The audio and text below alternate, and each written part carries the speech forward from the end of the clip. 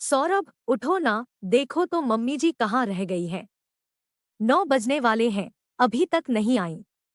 वैसे तो रोज 8 बजे तक आ जाती थी, पर इधर 2-3 दिन से रोज आधा घंटा देर से आती है। पर आज तो 1 घंटा हो गया, अभी तक नहीं आई। नेहा ने अपने पति सौरभ से कहा, कहाँ गई होंगी? अभी आ जाएंगी, तुम परेशान न हो, सौरभ ने उत्तर दिया। अरे परेशान कैसे न हो, अभी नाश्ता भी तैयार नहीं है और बाकी सारा काम भी वैसे ही पड़ा है। अभी तक कांवाली भी नहीं आई है। अब मैं काम देखूं या ऑफिस जाऊं? मेरे ऑफिस का भी टाइम हो रहा है और मेरा टिफिन नाश्ता वगैरह कुछ भी तैयार नहीं है। हद है लापरवाही की भी, नेहा खींचकर बोली। सौरभ, तुम परेशान मत हो, लाओ मैं तुम्हारी मदद करता हूँ, वरना तुम्हें ऑफिस के लिए लेट हो जाएगा। नेहा, मेरी मदद की छोड़ो, अपनी माँ की फिक्र करो, पता नहीं कहाँ रह गई है। मैं तो कहती हूँ आज ही उनसे बात करो कि ये सब क्या है। कहाँ जाती हैं आजकल? सौरभ, जाएंगी कहाँ, कहीं बातचीत में व्यस्त हो जाती होंगी। नेहा, क्या पता, आजकल तो किसी को भी कुछ कहा नहीं जा सकता। जवान की तो छोड़ो, बूढ़ों के भी रंगढंग अलग है। सौरभ गुस्से में, मतलब क्या कहना चाहती हो तुम? नेहा, मैं कुछ नहीं कह रही। अपनी माँ से बात करो, कहाँ रहती है इतनी देर आजकल? कहते हुए नेहा अपने काम में लग गई। ये बात हो रही है शारदा जी के बारे में, जो पति के देहावसान के बाद गांव से शहर अपने बेटेबू के साथ रहने आई है। गांव में अकेले कैसे रहोगी, ये कहकर उनका बेटा उन्हें अपने साथ शहर ले आया था। जब से शारदाजी आई थी, धीरे धीरे घर के सारे काम की जिम्मेदारी उन पर ही आ गई थी। सौरभ उनका इकलौता बेटा और नेहा उनकी बहू दोनों ही मल्टीनेशनल कंपनी में नौकरी करते थे। वंश, उनका 2.5 साल का पोता प्ले स्कूल जाता था। उसे छोड़ने और लाने की जिम्मेदारी भी शारदाजी के ही कंधों पर ही आ गई थी। पहले तो घर के सभी कामों के लिए कांवाली आती थी और एक फुल टाइम मेड रखी हुई थी, जो पोते वंश की भी देखभाल करती थी। पर एक के बाद एक करके सबकी छुट्टी कर दी गई थी कि वो सही से काम नहीं करती है। बस एक बर्तन और साफ सफाई वाली आती है। खैर, शारदाजी अपना ही घर है, बेटाबू पोते हैं, ये सोचकर पूरे घर की जिम्मेदारी अपने ऊपर ले रखी थी। पर इतना सब करने के बाद भी उनकी घर में इज्जत नहीं थी। नेहा तो कभी सीधे मुंह बात ही नहीं करती थी। उसे तो सिर्फ उनके काम से ही मतलब था। अपने बेटे सौरभ के मुंह से प्यार के 2 बोल सुनने को भी तरसकर रह जाती थी। पर एक दिन तो नेहा को फोन पर बात करते हुए उन्होंने जो सुना, वो उनके लिए असहनीय हो गया था। वो फोन पर किसी से हंसकर बात कर रही थी। अरे, अब बहुत आराम है, वंश की भी चिंता नहीं रहती। सौरभ की माँ ने बहुत अच्छे से घर संभाल रखा है, इसलिए ही तो उनको गांव से यहाँ ले आए कि उनको पैसा भेजना और यहाँ कामवालियों के पैसे देना दोनों बच रहे हैं और काम भी अच्छा हो रहा है। और वंश की देखभाल भी, वो भी बिल्कुल मुफ्त फ्री में फुल टाइम मेड मिल गई है, वरना इन मेड के नखरे तो उफ, तंग आ गई थी मैं। तब हम लोगों ने ये रास्ता निकाला, इसके आगे तो शारदाजी सुन न सकी। असहनीय पीड़ा हुई उन्हें। क्षुब्ध हो गया था उनका मन यह सोचकर कि जिसे वह अपना घर बेटाबू समझ रही थी, उनके लिए उनका कोई महत्व ही ना था। उनकी स्थिति घर में सिर्फ एक फुल टाइम मेड की थी। बहू को क्या दोष दे, उनका खुद का बेटा भी उनका सम्मान नहीं करता था। कितने प्यार और उत्साह से वो इस घर को संभाल रही थी, पर नेहा की बात सुनकर वे अत्यंत दुखी हो गई थी। वे चुपचाप बिना नेहा को आभास कराए कि वो उसकी बात सुन चुकी है, अपने काम में लग गई थी। शारदाजी के पति सुरेंद्र जी एक किसान थे। दूसरे की जमीन पर खेती का काम करते थे। उसी के मेहनताने से उनका घर चलता था।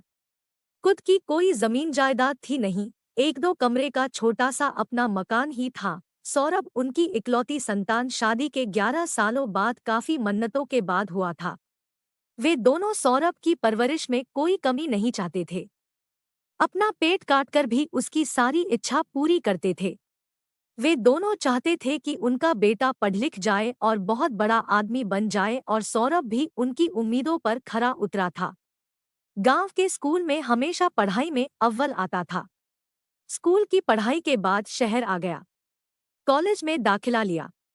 पढ़ाई में अव्वल रहने के कारण स्कॉलरशिप मिलती थी। कॉलेज के बाद इंजीनियरिंग की और एक मल्टीनेशनल कंपनी में बतौर इंजीनियर सिलेक्ट हो गया। सौरभ ने फोन करके उन्हें नौकरी के बारे में बताया था, जिसे सुनकर वे दोनों बहुत खुश थे। शारदा जी ने उससे कहा, बेटा अब तो कुछ दिन के लिए घर आ जा। सौरभ, क्या माँ, अभी तो नौकरी मिली है, अभी से छुट्टी नहीं मिलेगी। 6 महीने बाद देखता हूँ, छुट्टी मिलते ही आऊंगा। करीब 8 महीने बाद सौरभ 2 दिन के लिए आया। माँ बाबूजी को बताया कि वो एक लड़की को पसंद करता है और अगले महीने दोनों शादी कर रहे हैं। शादी की बात सुनकर दोनों अवाक रह गए। अपने इकलौते बेटे की शादी को लेकर दोनों के अरमान धरे के धरे रह गए, लेकिन सौरभ की खुशी के लिए वह दोनों मान गए क्योंकि सौरभ ने अपना फैसला सुना दिया था। अरे बेटा, इतनी जल्दी शादी का इंतजाम कैसे होगा? शारदा जी ने सौरभ से पूछा। माँ, तुम्हें इंतजाम को लेकर परेशान होने की कोई जरूरत नहीं है। शादी शहर में होगी। वहाँ नेहा के पिता ही शादी का सारा इंतजाम कर रहे हैं। अगले महीने आप दोनों को वहाँ आशीर्वाद देने चलना है। खैर, अगले महीने शहर जाकर विवाह संपन्न कराकर दोनों गांव लौट आए थे। उसके बाद शहर जाना नहीं हुआ। दोनों पति पत्नी अकेले ही रहते थे। सौरभ हर माह कुछ पैसे भेज देता था, पर कभी भी गांव नहीं आते था। बस कभी कभी फोन से ही बात होती थी। खैर, दोनों इस उम्र में भी एक दूसरे के साथ के सहारे जीवन गुजार रहे थे, पर पति की मृत्युपरांत सौरभ गांव का मकान बेचकर उन्हें अपने साथ शहर ले आया था। आज भी शारदा जी अपने पोते वंश को छोड़ने प्ले स्कूल गई थी। तब से 1 घंटा हो गया, अभी तक नहीं आई थी। इसी कारण से नेहा खींच रही थी क्योंकि अभी तक कोई भी काम नहीं हुआ था। तभी शारदा जी ने घर में प्रवेश किया। अरे माँ, कहाँ रह गई थी आप?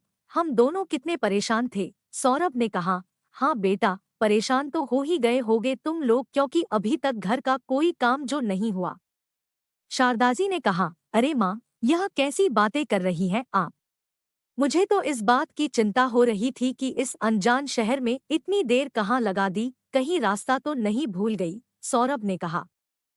मुझे खुशी हुई ये सुनकर बेटा कि तुझे अपनी बूढ़ी माँ की इतनी चिंता है। जुग जुग जियो मेरे लाल। पर अब अपने घर को संभालो तुम लोग, क्योंकि मैं जा रही हूँ। शारदाजी ने सपाट लहजे में उत्तर दिया। जा रही है? मगर कहाँ और क्यों? सौरभ और नेहा एक साथ बोल उठे। शारदा जी के जाने की बात सुनकर नेहा और सौरभ दोनों ही चौंक गए थे।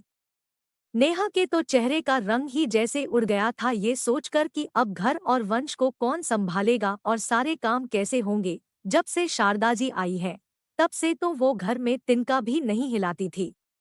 सारे काम और वंश की देखभाल सब शारदा जी ही करती थी और वे दोनों निश्चिंत थे और कांवालियों को दिया जाने वाला पैसा भी बच रहा था। पर माँ, आप कहाँ जाएंगी? अब तो गांव का मकान भी नहीं है और इस उम्र में आप अकेले कहाँ रहेंगी?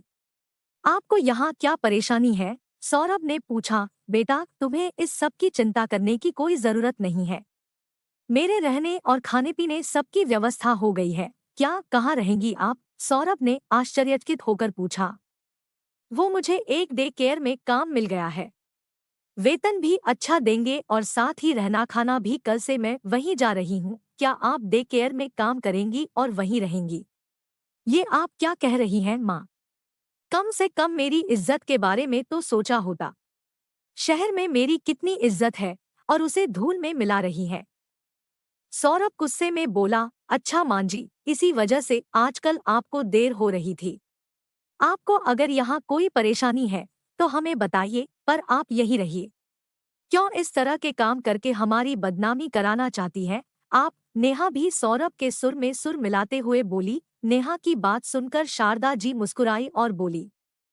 बहू, काम तो काम होता है और फिर वहाँ काम करके मैं सम्मान के साथ रह सकूंगी और फिर फुल टाइम मेड से तो मुझे ये काम ज्यादा अच्छा लगा। जितने घंटे की नौकरी उतने ही घंटे काम करना होगा। शारदा जी की बात सुनकर नेहा के चेहरे का रंग उड़ गया। और हाँ, तुम लोग अपनी बदनामी की चिंता मत करो। आखिर तुम्हारी माँ हूँ, अपने बच्चों की बदनामी हो ऐसा कैसे सोच सकती हूँ? मैं इस शहर से दूर दूसरे शहर जा रही हूँ। जहां तुम्हें कोई नहीं जानता, शारदा जी सौरभ और नेहा की ओर मुखातिब होकर बोली और अपने कमरे में चली गई। सौरभ नेहा अवाक खड़े देखते रह गए थे।